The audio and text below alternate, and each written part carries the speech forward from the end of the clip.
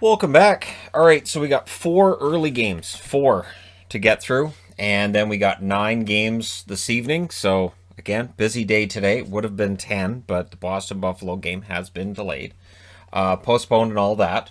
So yeah, and yes, these are brand new magnets mostly. This one, not brand new. The other ones are. Again, just something fun. I laminated those last night, magneted them up, and there you go. All right, so we're going to talk about Pittsburgh and New Jersey first. Now, in the last meeting, of course, New Jersey got the victory, and clearly Pittsburgh decided, okay, we're not going to let that happen again. Reverse retro for both teams, and shortly before the game started, they announced, oh, by the way, Brandon Tanev, he's not playing today. And that's with McCann coming back. Penguins defense looked really good early. Letang had a shot that was blocked out of play. The shots were 3-1 for the Pens at 6.5 minutes. And then Palmieri would score at 7:19 from Vatanen and Bratt. That was the second shot for New Jersey. It was right after a big save by Wedgwood. So it looked like maybe Wedgwood was going to go about maybe stealing another one, right? Penguins get a power play. That is killed off. Matheson hit Rodriguez with a shot. So that's where friendly fire comes in, and you don't need to be injuring your own players. So when your team's already dealing with injuries, try not to injure your own players with the puck. Devils get a power play. That's killed off. Gensel, a couple of shots that were stopped. Crosby was getting chances, and the Penguins were the better team in that first period. To their credit, they didn't get discouraged by the fact they were the better team in the first and they weren't getting the breaks. Second period, Rust misfires on a chance. Pettersson had a chance in close that wouldn't go, and then on the same shift, he ends up with a secondary assist on a tying goal from Aston Reese, who's hot right now. Lafferty with the other helper at 4:59. So that makes it 1-1, and then Miles Wood would go to the box. Penguins get a power play, and Rust scored from Gensel at 6:35. An absolutely beautiful goal for Rust. No chance for Wedgwood. No chance for Wedgwood on that. That was one of the best goals I've seen this year, and I know the Barzal one's probably going to be goal of the year right through to the end, but that Rust one was very nice. Devils then get a power play. That was killed off. Casey DeSmith then stopped a good chance from PK Subban. CC then almost fooled Wedgwood with one late, but we go to the third period. It's still 2-1. And the Penguins had the early jump. And then Subban and Angelo kind of had words, but Subban not about to drop the gloves. Angelo not really all that interested in dropping the gloves either. Team up by 1 goal and all. Devils then press. They draw a power play out of that. Subban had a shot that was stuck on the outside of the net, so that drew the whistle, but not in the net. And for fans, of course, in certain parts of the arena, it might have looked like it was in. Subban was prominent in this game, just not able to get a goal or assist in this. Devils then get another power play. That is killed off, but Jake Gensel stays red hot. He scores from Crosby and Rust at 14:25. Perfect redirect, and it shows just Gensel and Crosby have this great chemistry with one another. And then we get 2 minutes of 4-on-4. New Jersey would pull the goaltender with 2 minutes and 10 seconds left. They're unable to get anything out of it. Pittsburgh wins 3-1. They go to 19-11-1. The Devils drop to 10-14-4. Shots 9-4 in favor of Pittsburgh in the first, 12-10 Pittsburgh in the second, 11-8 New Jersey in the third. Final shots 29-25 for Pittsburgh. Power plays Pittsburgh 1 for 2, New Jersey 0 for 4. Casey DeSmith 24 saves on 25 shots. Wedgwood 26 saves on 29 shots for him. And yeah, Pittsburgh bounces back. Nice bounce back from them. Absolutely. Next up, Florida. Okay, so the Panthers wearing their reverse retros today. That was it. I had expected the later games. I thought, all right, we're going to see a lot of reverse retros today. Nope. And the Panthers played pretty well wearing them. Saros off to a great start. I can't say enough about how well Saros has played these back-to-back games against Florida. Like, there just aren't words to talk about how good he's been, which is great because his season got off to kind of an iffy start. So for Nashville, you come out of this game, and if you weren't sure going in whether or not you were in contention for a playoff spot, well, with other results today, I don't know that we're any closer to finding out either. So there was a power play for the Panthers, very dangerous one, and Saros kills that off because it's what he does. The shots were 14-4 halfway through that first period in favor of the Panthers. Olivier decided he hates Gudas, gets 4 minutes in penalties for hating Gudas. It may have misheard something in Judas. His name's Judas? No, it's Gudas. Anyways, so he's in the box for 4 minutes. Predators get the 4-minute power play, and the game was getting kind of chippy. And, the Preds kill off the 4 minutes. Saros then denied Verhaeghe. Verhaeghe's played really, really well today. And really well throughout his time as a Florida Panther. I think he's very fortunate. And Tampa has to be looking at how Verhaeghe's playing and saying, great, he's still in the state. He's now on an arch rival, and he's looking really good. There was a late Barkov penalty. That gives the Preds the power play. So we go to the second period. Panthers had a 2-on-1 in the second period. Saros makes the save because that's what he does today. Drieger then denied Forsberg. Predators forcing some turnovers in that second period, so they were getting some chances out of that. Predators had a 2-on-1. Drieger stops Haula. So while we're talking a lot about how great Saros is, Drieger was pretty good too. Drieger then guilty of a turnover behind his net, but no damage was done after that. In fact, the puck goes the other way, and Barkov scores from Duclair and Weegar at 9:15. So Weegar, that's 7 straight games with a point for him. That, I believe, ties a Florida record for defensemen. And, yeah, he's been fantastic at getting points. Duclair's starting to pick up points, and, of course, Barkov, all of that. That means the momentum's back to the Panthers. The Predators had some momentum, but once Florida got that goal, the momentum switched again. Arvidsson kind of bungled a break, and Arvidsson today had some opportunities. He's on the board again in the third, but he's really fighting it, and you can tell he's really fighting it. The talent is there, but I think it's a confidence problem with Arvidsson right now. Every shift, the Panthers were getting chances. Didn't matter which of the 4 lines was on the ice. Cousins nearly got one. That was defended. Things get scrummy with 2:58 left, so we get a 4-on-4 out of that. Ekblad, one-timer, that's fired wide. The Panthers' pressure would draw a power play. We go to the third period. More Saros saves early on, and Florida's power play was an offer, and a lot of that had to do with UC Saros. Panthers' speed was too much for the Predators' defense. They were just willing it through there, and just that amount of speed Florida has, it's intimidating to watch. Weegar had a chance that was saved. Saros was at God tier in that third period. Verhaeghe wasn't able to jam a shot in shortly after that. There was then a power play for the Predators. And then shorthanded Barkov decides, well, I can do this. I don't care if we have the same number of guys in this. I'll just do it. And Saros denied him. And I just felt he really needed support. That he was playing fantastic and he wasn't getting the support from his teammates. Panthers then get a power play. That's killed off. Arvidsson, another chance for him in that third period. He's still fighting the puck. Drieger then denied Tolvanen. With 3:45 left, the Predators draw a power play, which, of course, Florida's only up by 1. They've got chances, but because of Saros, it's only a 1-goal game. A very strong penalty kill by Florida. Really strong penalty kill. Goalie pull with 1:35 left, and then with 15 seconds left, Duclair hits the empty net. Verhaeghe with the helper on that, so that makes it 2-0. Florida wins. They go to 26-4. Nashville drops to 13-17-1. Shots in this one favored Florida throughout. 22-7 in the first, 12-6 in the second, 15-8 in the third. Final shots, 49-21 in favor of the Florida Panthers. Power plays, Nashville 0-3, Florida 0-5. Saros with 47 saves on 48 shots. He ties a career high for himself, and Drieger saves all 21 shots at the other end for his second career shutout. So, not too bad for a goaltender in Drieger that was kind of forgotten as recently as, 18 months ago? Nobody would have said much about Drieger. And here we are. When it went from Montembeault and Bobrovsky to, hey, Drieger. Drieger's great. Montembeault? No need. All right. Next up.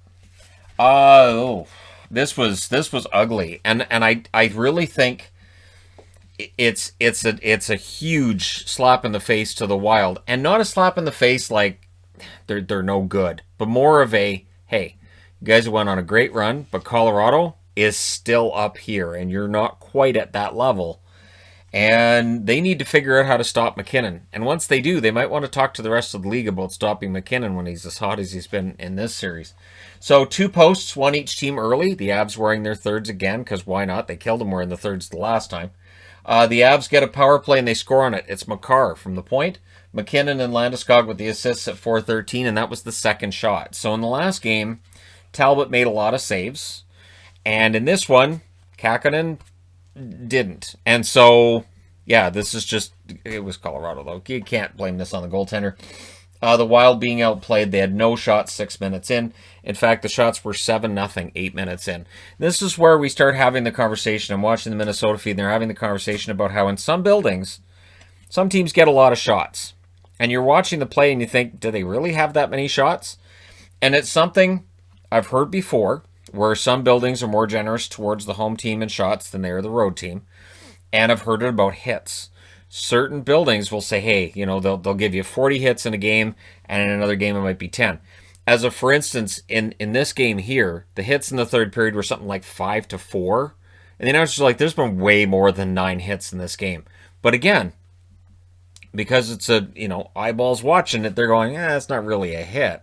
It's not really a hit. Whereas somebody else sitting right next to me might be thinking, that's a hit. That's a hit. That's a hit. So many great hits in this game. And it's been a conversation in the NHL.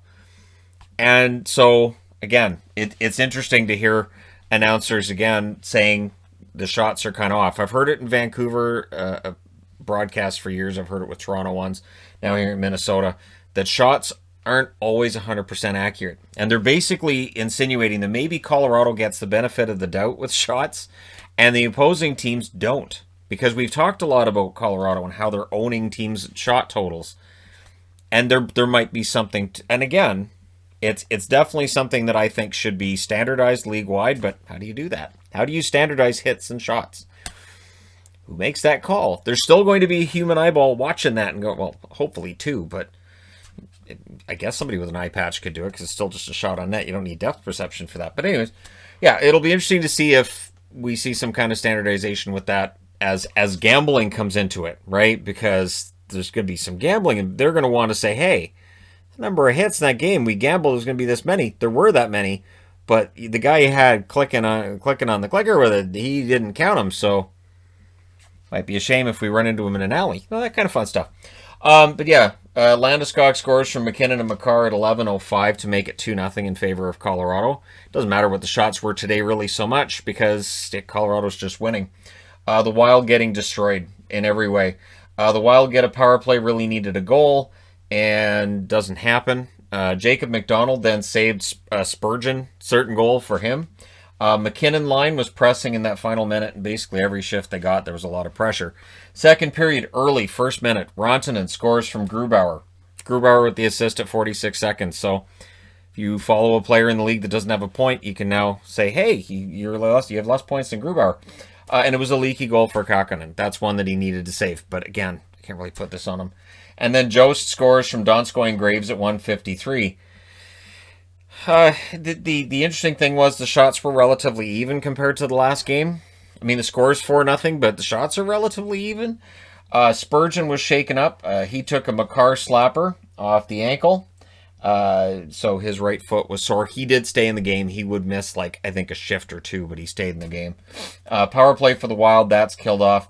And then Devon Taves, he scores from McKinnon and Saad at 18:47. And then around the end of the period, things get kind of scrummy. They did call penalty, but it's always weird to me when there's 0.3 seconds left and they still decide to drop the puck. Just tack on the 0.3 seconds to the third period and just send them to the dressing room. Third period, the Wild start the third with 1 minute, 59.7 seconds of power play time. Doesn't really matter. There were no shots for that power play. Soucy had a chance that was stopped, and then Nichushkin. He scores from Graves and Donskoy at 4:52. That makes it 6-0. Cramarosa then got a 10-minute misconduct. He was trying to fire the team out. He was trying to pick a fight, and instead, since it wasn't happening, they just threw him in the box for 10 minutes. Avs then get a power play. It's unsuccessful. The Wild get a power play. They need 6 goals to tie it. There's about 5 minutes left when they got the power play. They're probably not going to score 6 during the power play. And so the Avs hold on. They win at 6-0. They go to 19-8-2. Minnesota drops to 18-10-1. Shots, 13-9 Colorado in the first, 12-10 Colorado in the second, 17-12 Colorado in the third. Final shots, 42-31 for the Avs. Power plays, Minnesota 0 for 4, Colorado 1 for 2. Kakkonen ends up with 36 saves on 42 shots. Grubauer saves all 31 for his 16th career shutout. Not too shabby for a goaltender that about a month ago we were talking about, well, is he good enough? Yeah, it turns out he's pretty good. He's definitely on a hot streak. And, you know, while I'm watching this and I'm looking at my power rankings board getting ready for tonight, I'm like, realizing there are a lot of teams that are really good right now. So that top 10, pretty strong top 10 on the power rankings, and moving up is really difficult because everybody's winning. And on that note of everybody's winning, hey, look, it's Tampa. So you've got Tampa, you've got Vegas, you've got Colorado, you've got Florida. All these teams are winning. Carolina's winning. These teams are winning games. And so trying to pick out which one's the best is tough because they don't play against each other for the most part. Although we will see in their next game, Florida and Tampa against each other, and that should be amazing. Because Tampa today, they kind of had it going on. Not only that, though, Vasilevsky came in today with 10 wins in a row. The record being 11. Team record being 11, held by Louis Domingue. So that's kind of weird that he has the record, but I was running the channel at the time he got it, and yeah, it happened. Bolts were wearing their thirds. That's the reason I'm wearing the third for the review. Early chances for the Hawks. Joseph had a chance that was defended. The shots were 2-1 Hawks at 6 minutes, and it felt like they were kind of in control until Braden Point scores from Killorn and Stamkos at 6:21, and just Point on that shift was kind of fantastic. He went into, you know, what I'd term beast mode for a team, for a player, where you can't get the puck off their stick. Power play then for the Bolts, that's killed off. Palat had a chance that went off of Subban's shoulder. Near miss then for Cirelli as the Bolts press. Vasilevsky with a huge save on DeBrincat, and it was on a shift where Kane was in beast mode, and yeah, they just could not get it past Vasilevsky. The Hawks get a power play late, and they were the better team through 20 minutes, but they're down 1-0. Much like Pittsburgh, better team here, they were down 1-0 as well. Second period, Gordon DeBrincat then were, it was kind of funny because Gordon DeBrincat had this cross-checking, and it was kind of a, get out, you get out, you get out. And they were laughing about it. They were kind of laughing about it. Like, seriously? No, knock it off. And it was one of those things where I don't want you to get the last hit on me. And then they kept going. The linesman goes over and tells them to knock it off. So they all had a chuckle about it, and then they started doing it again. And it reminded me of playing street hockey or floor hockey, wherever, you know, you'll be out with your buddy, and you'll be kind of like, get out, you get out, knock it off, you knock it off. And you're laughing around about it. But at the same time, you might end up dropping the gloves. It can happen. Yeah, so that was weird, and it causes both of them to leave the ice. Well, for Tampa, it ends up looking like a strategy, because 4-on-4, Cirelli scores from Hedman and Sergachev at 1:53. So that might have made DeBrincat's smile go away in the box. Power play then for the Hawks, and then they end up with a 1 minute and 23-second 5-on-3 due to a delay of game call. So, really, the big moment in this game is that 5-on-3, not happening. Tampa Bay and Vasilevsky shut that down. Then Sergachev was making some really big plays in his own zone. Mikhail Sergachev, when he came into the league, we knew the offense was there. What's really changed with him is he's getting really, really good defensively, and playing with Hedman will do that for you. He's probably giving him some tips along the way. Kurashev had a shot that was stopped by Vasilevsky, and then Gord, he scores from Coleman and Hedman at 14:15. So Hedman with a couple of helpers. Hawks press with 4.5 minutes left. Kane had a breakaway. Vasilevsky stopped it. Bolts then get a power play. And on the power play, and I believe Hedman set this up as well, Stamkos, he scores his 15th of the season. So Cirelli gets to his 9th. Gord, I believe that was his 10th. They've already got 4 players at 10 or more goals. Stamkos now at 15. There's some good depth scoring there. And so at 18:21, that made it 4-0. The Hawks would get a power play in the last minute, but you kind of get the feeling this is over. Third period, McDonough doing a good job with some shot blocking early on. And he did that throughout this game. DeBrincat would score, though, from Kubalik and Kurashev at 4:50. That breaks the shutout. For DeBrincat, that's now 16 goals. He's got 5 in 7 games against the Tampa Bay Lightning. So, yeah, you know, DeBrincat's played pretty well against Tampa. It's just, as a team, Chicago's record is poor against Tampa. 11:27 left. The Hawks end up taking a penalty, and that was after they'd been pressing, too. And so Tampa Bay gets a power play. Subban stopped a good chance for Palat. heavy pressure by the Bolts after that power play ended. So they did their best to kill this off and make sure they held the lead, and there was no concern about giving up 4 in the third period. The Bolts really controlled that, I felt, right till the end.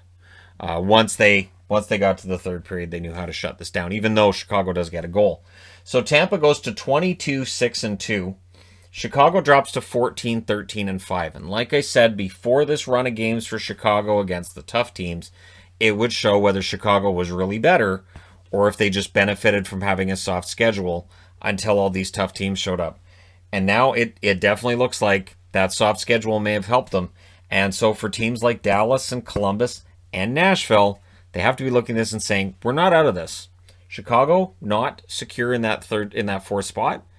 We're not out of this. For Florida, Carolina, and Tampa, it has allowed them to draw out their leads as the top 3 teams in the division. Nobody's catching them. So, shots in this one, favored Chicago in the first and second. 12-7 in the first, 14-10 in the second. Tampa Bay outshoots them 12-5 in the third. Final shots, 31-29 in favor of Chicago. And that's the part that hurts too. Chicago did outplay Tampa at times today, played very, very well. But as this series has gone along between these teams, Tampa's gotten better. They've allowed fewer goals. They seem to have figured things out. Power play, Chicago 0 for 4, Tampa 1 for 3. Subban, 25 saves on 29 shots. Vasilevsky, 30 saves on 31 shots. So today, both Grubauer and Vasilevsky added to the argument of why they should be considered for the Vezina Trophy. And I still say Vasilevsky has the inside track on that. Pretty impressive games. All right, let me know your thoughts in the comments section below as always. Don't forget to hit like and subscribe if you're browsing your way through. You just happened upon this video. Now I got to get the boards ready for tonight's games. Thank you guys so much for all of your support. I will talk to you again soon.